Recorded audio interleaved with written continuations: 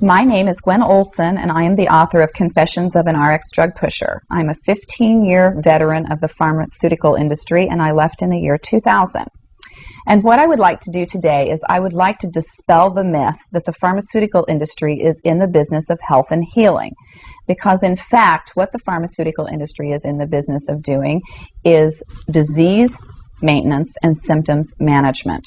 They are not in the business to cure cancer, to cure Alzheimer's, to cure heart disease, because if they were, they would be in the business of putting themselves out of business, and that in fact doesn't make sense.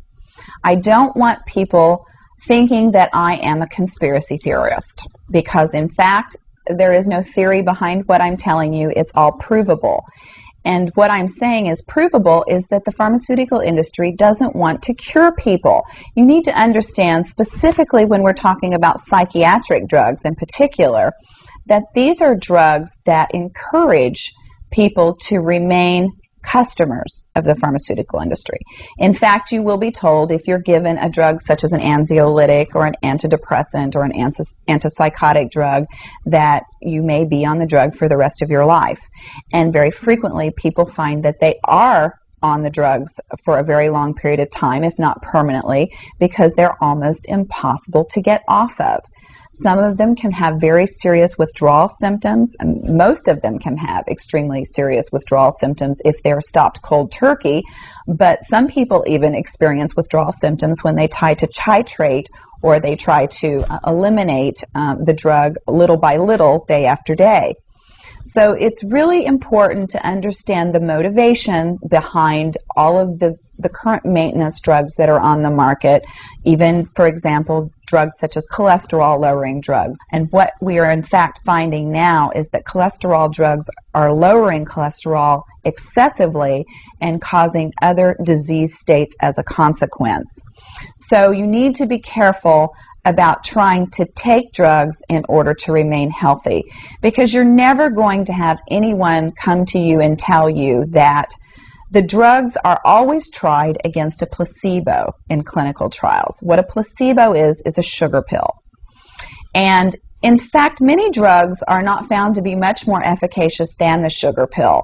And in a case in point actually is the recent clinical trials that were released in the meta-analysis that came out of the UK on antidepressants, on the newer SSRI, selective serotonin reuptake inhibitor antidepressants. And what was found was the information that activists and other researchers have known for decades, was that antidepressants are no more effective than placebo, no more effective than sugar pills. But yet there are over 44 million people that have been taking these antidepressants, and a large number of them people that have mild to moderate depressive episodes.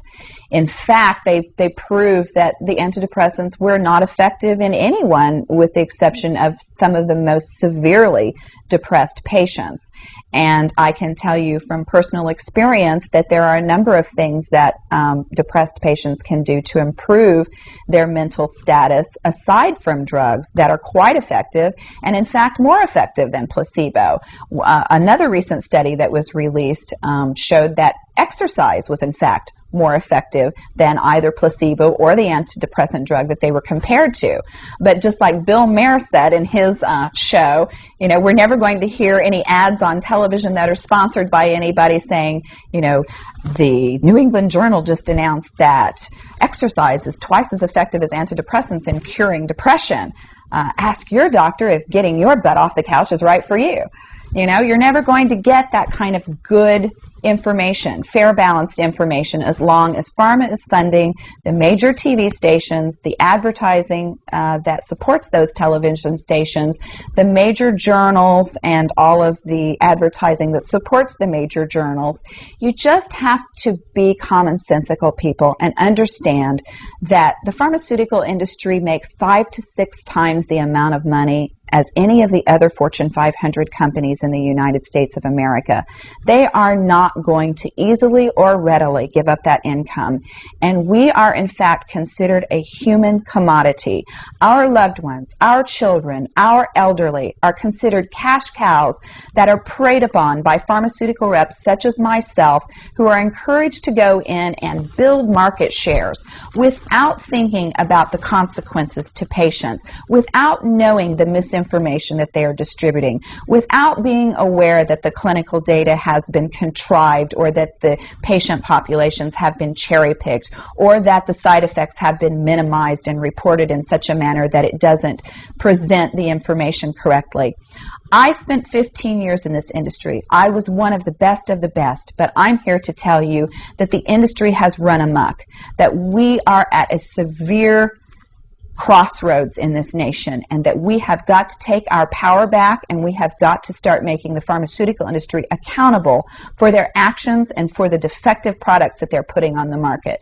It won't be long before every American is affected by this disaster, and we need to be aware of what the differences are between diseases, between disorders, and between syndromes. Because if it doesn't have to be scientifically proven, if there are no tests, if there are no blood tests, CAT scans, urine tests, MRIs, if there is nothing to document that you have a disease, then you in fact do not have a disease, you have a disorder, and it has been given and has been diagnosed pretentiously, and you need to get yourself educated and understand that there are options, and those options are much more effective than drugs.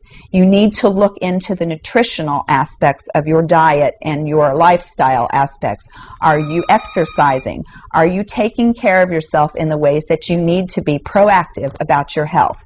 Because once you start down the road of taking one prescription drug on top of the other, you will be a lifelong customer for the pharmaceutical industry, and your choices will be truncated.